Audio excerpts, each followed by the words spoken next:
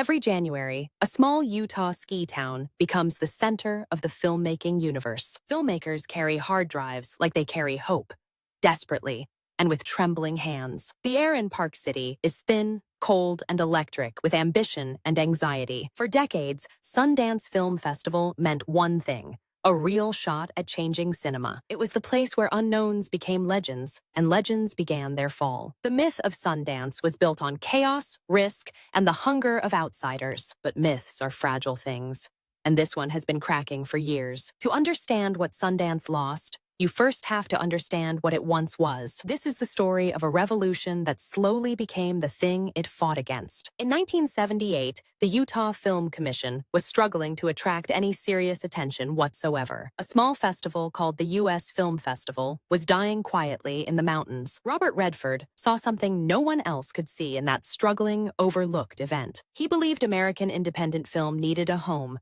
a sanctuary away from Hollywood. In 1985, his Sundance Institute took over the festival, and everything began to shift. Redford envisioned a place where storytelling mattered more than stars or studio budgets. He wanted filmmakers who had something urgent and true to say to the world. The early years were scrappy, passionate, and almost entirely unconcerned with commercial success. That radical sincerity was the foundation on which something extraordinary would soon be built. Nobody knew yet that they were laying the ground for an American cultural revolution. The late 1980s saw a generation of American filmmakers arriving angry, broke, and brilliant. Steven Soderbergh walked into Sundance 1989 with a film made for $1 million.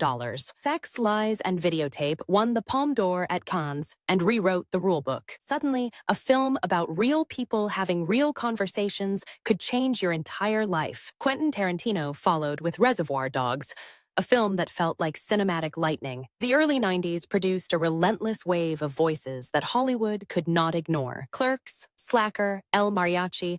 These films were made with nothing and meant everything. These filmmakers were building something new with scavenged parts and pure, burning conviction. Audiences felt it.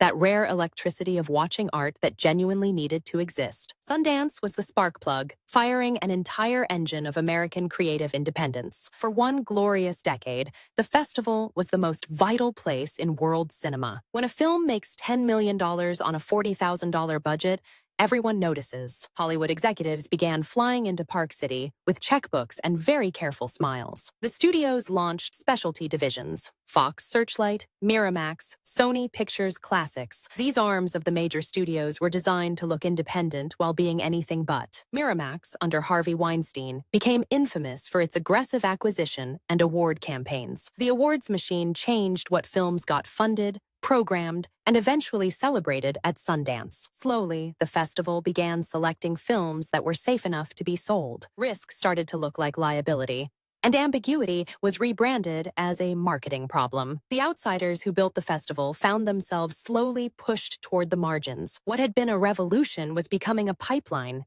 efficient, profitable, and thoroughly tamed. By the 2000s, a Sundance premiere had become a career move more than a creative one. Films started arriving already packaged with recognizable actors and familiar emotional templates. The quirky indie dramedy became its own genre, predictable, warm, and carefully inoffensive. Critics began to notice a sameness spreading across the festival's most celebrated selections. Originality was still rewarded in theory, but comfort was rewarded in practice and sales. The streaming era accelerated this dynamic in ways that few people fully anticipated. Netflix and Amazon began buying films at Sundance for amounts that distorted the entire market. A bidding war at a festival premiere is exciting for buyers and corrosive for culture. Filmmakers began making films not for audiences, but for acquisition algorithms and distributor appetites. The hunger that once defined Sundance had been replaced by something far more calculated. Cinema made to be acquired is never quite as alive as cinema made to be felt. And yet,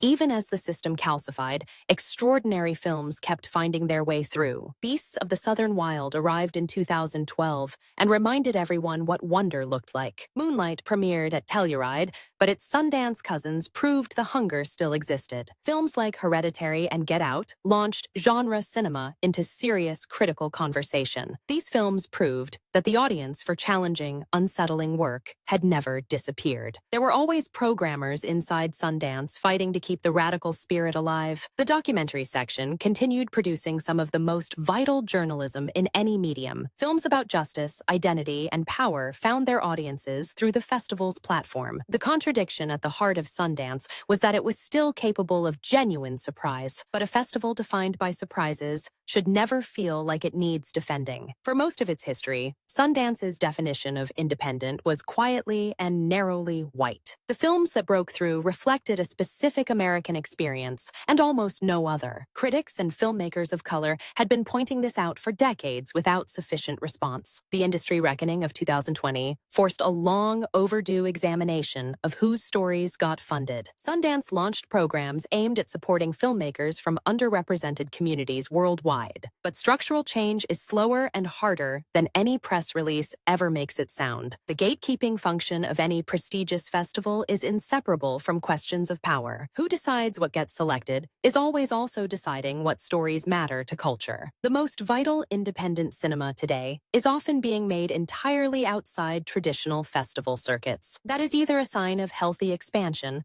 or of a festival losing its relevance. When streaming platforms began acquiring everything, the theatrical release became an endangered species. A Sundance acquisition deal once meant a film would reach audiences in meaningful, communal ways. Now it often means a film disappears into a platform catalog within weeks of release. The communal experience of discovering a film together is fundamental to what cinema does. Streaming flattens everything.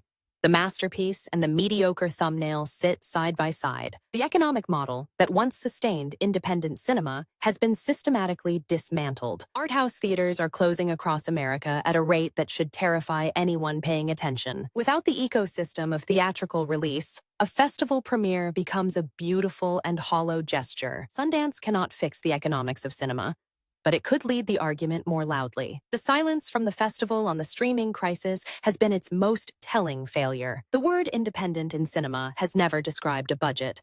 It has always described a posture. Independence means refusing the dominant grammar of storytelling when it no longer tells the truth. Today's most independent films are being made on phones, in apartments, and across continents. The tools of cinema have been democratized in ways that Redford could never have imagined. But access to tools is not the same thing as access to culture and audiences. A festival that once opened doors now sometimes operates as a more sophisticated kind of wall. The question is whether Sundance will choose to remain a gatekeeper or become a gateway. The films that will matter most in 20 years are probably not playing in Park City. They are being made by people who cannot afford the submission fee to find out. Sundance did something genuinely extraordinary.